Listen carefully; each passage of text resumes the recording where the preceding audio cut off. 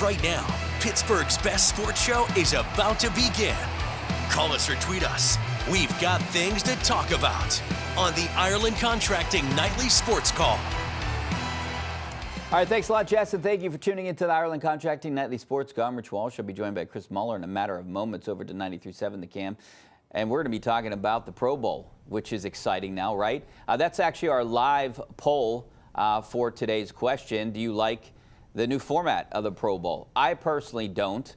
I don't like any really all-star game. I wish there could be a different kind of format altogether. Maybe skills competition is better than the actual Pro Bowl. I don't know what you think, but there has to be something better that fans would actually like to watch. You know what I used to like? And I guess it's kind of a skills competition. When all these players would get together in the summer, this has to be in the early 90s, when they'd run on the sand, and I think a couple of people got hurt, they'd race. I want to see the fastest guy in the NFL. No. I want to see I want to see that kind of stuff. I don't want to see these goofy things that they're doing now. They did beach football and or beach volleyball, and it ended Robert Edwards' career, the Patriots running back. I meant the fastest guy in the NFL. That's what I want to see, the strongest guy in the NFL. I want to see those competitions. All right, Richie, I think you're a couple years older than me. Can't we bring back a sports version of Battle of the Network Stars? Can't we just have these guys all get together in some sort of collective offseason and have the fastest dude in baseball race the fastest guy in the NBA? I mean, that would be cool. I don't know. These all-star games are very played out. I think the Major League Baseball all-star game, because of the relatively low risk of injury, is the only one that sort of retains its shape, so to speak, as resembling the actual sport that is supposed to be played.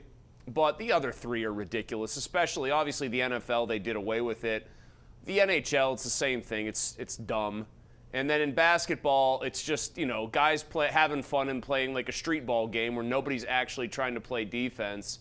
Unless you inject enormous amounts of money in from members of the winning side, you're not going to get these guys to compete hard when they could risk injury. So it is what it is, and you're never going to get rid of them because in those leagues that still play a game, the networks pay a lot of money. People still watch that stuff. We kind of laugh about it, but eyeballs still go to it, even though we all kind of roll our eyes and think it's ridiculous. Yeah, I mean, people go to the Pro Bowl. I mean, some people use it as vacation to go see some of these stars and autographs. And I just think the way they're doing things now, like game shows, and I mean, dodgeball may be kind of fun to watch, but the other stuff, I really can't get into it. And I couldn't get into, I'm the kind of guy that couldn't get into the actual Pro Bowl either. I don't like it because it's just not really a football game. I do like the Major League Baseball All-Star Game, and I like the Home Run Derby because there's something, it means something, right? I mean, the winner gets home field advantage and gets a home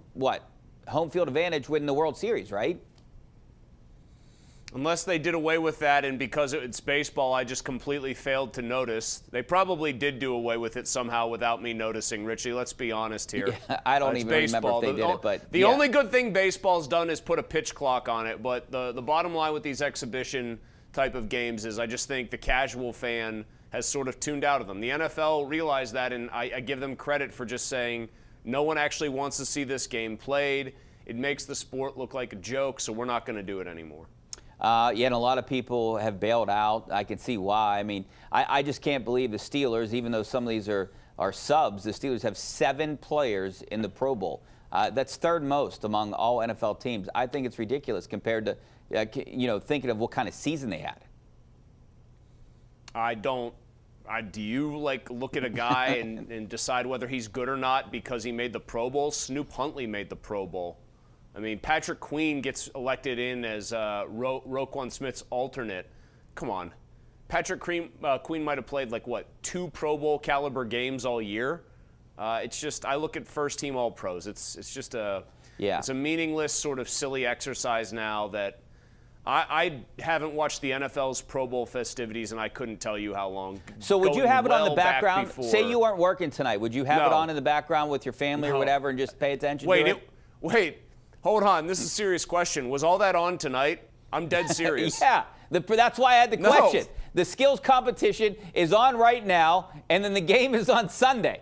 I didn't realize it either because there's 2 days off. They don't do anything Friday and Saturday. They have these stupid skill competitions today, which I think are dumb. There's like a game show. Wait a minute. Dodgeball. And aren't they playing flag football? Flag football is the game Sunday. a real game? It's flag football game. Yeah, who cares? Yeah. Look at Richie. I am proud that I didn't know any of this was happening tonight. Do you understand me? I am very, very proud. Usually I would be mortified to plead ignorance on something like that as the expert panelist on a sports television call-in show. I am over the moon. I'm overjoyed. It means I am a healthy person with healthy levels of interest in these things. Well, Russell Wilson is playing in the flag football game on Sunday. And I know you'll be tuned into that to see if he's going to be the Steelers' next quarterback next year. No, no, I am not going to be tuned in, and he should not be their quarterback. We already saw what it looks like. I love how it makes news that Adam Schefter came out this morning and said, hey, Steelers have first dibs. No kidding. They're the only ones that can, legally talk to him until March 10th. Of course they have first dibs on signing him. I get the sense that one side of that is trying to do much more of the legal talking than the other, and that the one side trying to initiate the conversations is not the Steelers. But stranger and dumber things have happened, so what do I know? They'll probably end up bringing him back and trying to sell everyone a bill of goods that they can actually win, I don't know, 11 or 12 games and maybe even a playoff game with Russ throwing moonballs out there. I've seen enough. I was a Russ defender at first. I thought he raised the ceiling of their offense. And then I thought it became pretty apparent that he ran out of gas just like they did at the end. Yeah, I was too. But at the right number, I wouldn't mind bringing him back as an insurance policy or something like that. But it would have to be an extremely low number. He's not going to play as an insurance policy. He's not going to be the second fiddle, or he's not going to be your second option. If you sign Russell Wilson, it's with the intent that Russell Wilson's going to start 17 football games for your team, and I want no part of that. So I have a question, and we can answer it after the break. So do you think both guys are thinking that way? If one of the other guys signs first with the Steelers, that automatically means the other person is going to look somewhere else. So let's continue that conversation after the break, but we got to go to the break. 412-575-2600 is the number.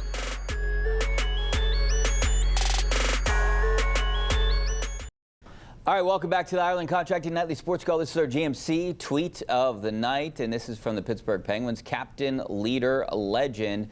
Sidney Crosby is named captain of Team Canada at the Four Nations Faceoff. This will be the fourth time he's a captain. He led Team Canada to Olympic golds in 2010 and 2014. Are you going to pay? How about this? Are you going to pay attention to the Four Faceoffs Classic or whatever it's called? Oh, man, you seem like you're going to pay attention. You think you've got that thing on lockdown, Richie. My goodness. The Four Nations. I didn't really know the name of it until today. I knew they were doing something with the Four Nations. It sounds like you still don't know the I probably the Four don't. Nations.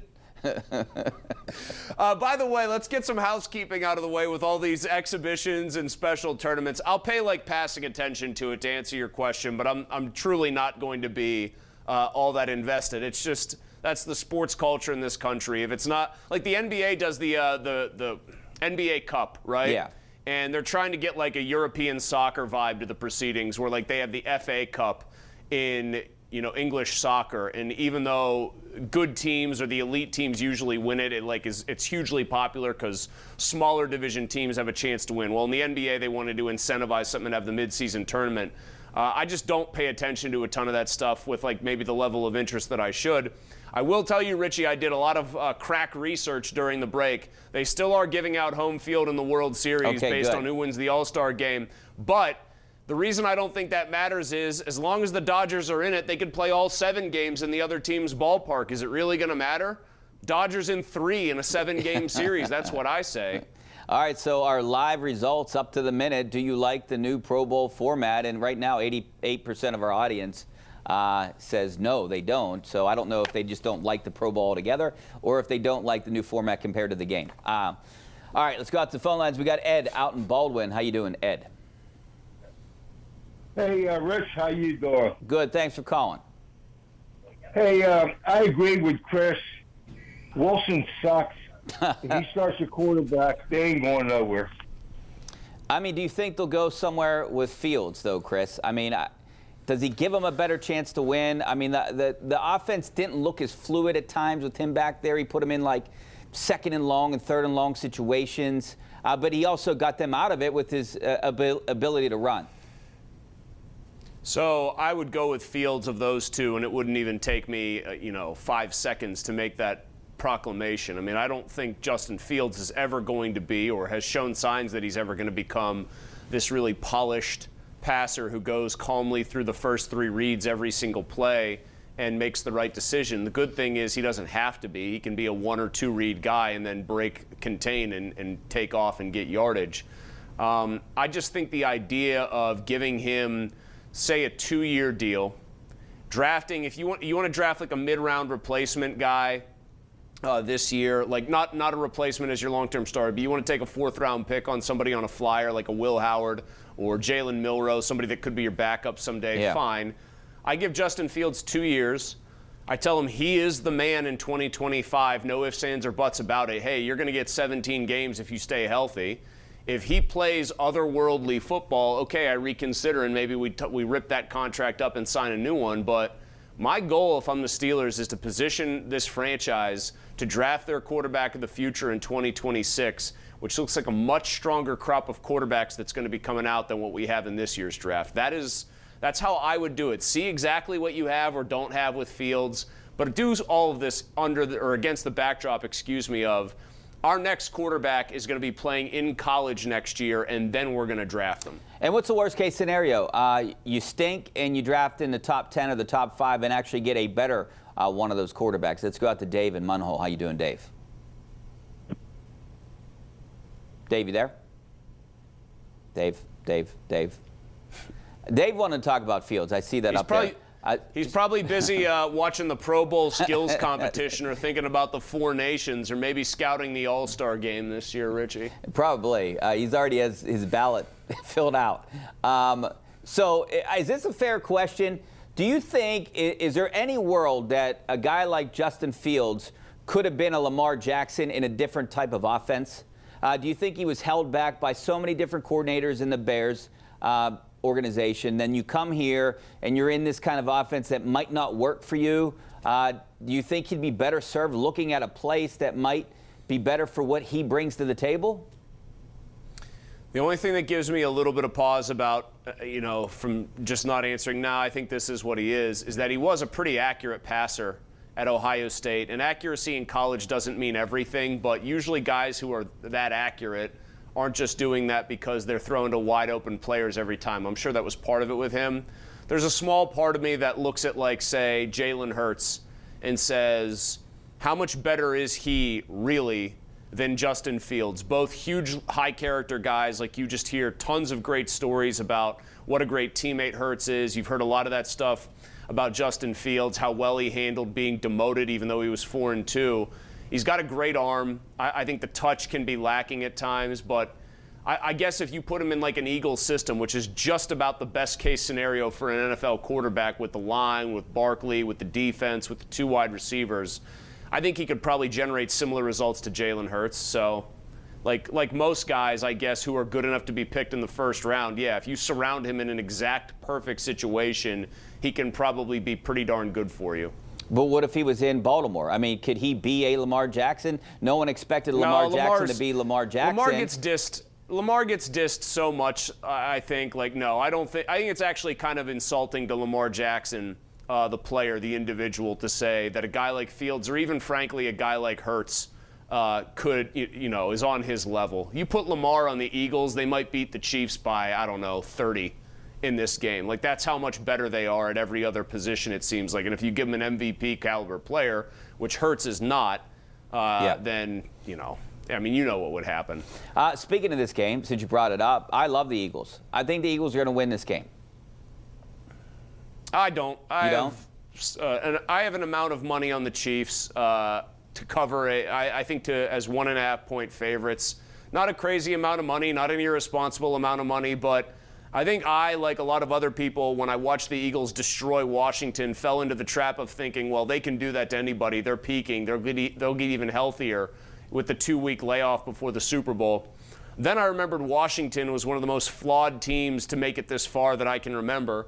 Horrible run defense. Basically, Jaden Daniels, Terry McLaurin, and a whole lot of nothing else. The Chiefs still have Chris Jones. They have McDuffie at corner who can shut down either Smith or Brown, or at least make them work really hard. They got Pacheco and Hunt. They still have playoff Travis Kelce. They've figured out how to use Worthy. And guess what? As Donnie likes to say on the show, Donnie Football, yeah. In this case, it's early February, not late January, and they have Patrick Mahomes. So good luck, Philadelphia. I think the Eagles will win another close, competitive game. I'm sure no one will talk about the refs or that it's rigged in Kansas City's favor either. You know, I mean, I used kind of that stretch with the Steelers for me to put the Eagles as I think the best team of that grouping. Just the way they played the Steelers. I understand what Patrick Mahomes did to the Steelers, but that's kind of the reason. I saw it then. You saw what they did to Washington, and that's kind of I think the Eagles are going to win this one. And it's hard to go back and three-peat. No one's ever done it. So I think that might play into this too. I just think the Chiefs have been there, done that. I don't think they're going to be fazed if the Eagles come out strong. Philly is absolutely a better version of themselves than the one that lost to the Chiefs a couple of years ago in the Super Bowl, and you can make an argument that might be pretty compelling to me, actually, that the Chiefs are a worse version of themselves, but they have a major advantage at quarterback. Their defense is comparable, and they have a huge head coaching advantage. That's why I'm going to lean on the Chiefs here. Yeah, quarterbacks win games, and Patrick Mahomes is the best in the NFL. We need to take a break. Back in a couple minutes.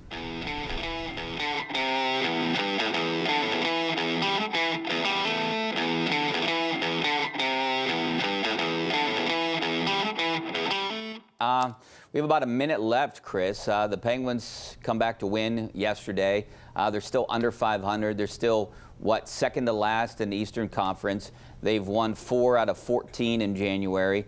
This team is just going to be up and down, more down than up, and that's what it seems like it's going to be. I don't see them making the postseason. What do you do at this point right now? Like, I just don't. I don't have an answer. That's why I'm asking you. When you say I don't have an answer, it implies that you think that there should be an answer here. What's happening or what you do if you're the Penguins, is you find every guy that says UFA 25-26 season, and that person's getting traded. And then you trade some of your other pieces that are going to also get you something in the way of a return. The rebuild's here. I mean, they're not going to say it. That's a dirty word, I'm sure, from a business sense for them, but the rebuild is here. It's whether or not they want to try to rebuild all in one offseason and try to get back to the playoffs next year if this is going to be a multi-year process. But the rebuild's here one way or another. Yeah, you got to do it. I mean, it's you can't be in the middle because then you think you have hope. You got to really stink or be in it. And they're not in it. They're closer to being the worst than the best. No, they're way out of it, Richie. Yeah. They're so out of it, they might as well go watch the Pro Bowl skills competition. That's what I'm going to go do right now. Thanks a lot, Chris. Hopefully you make the switch over to KDK News right now.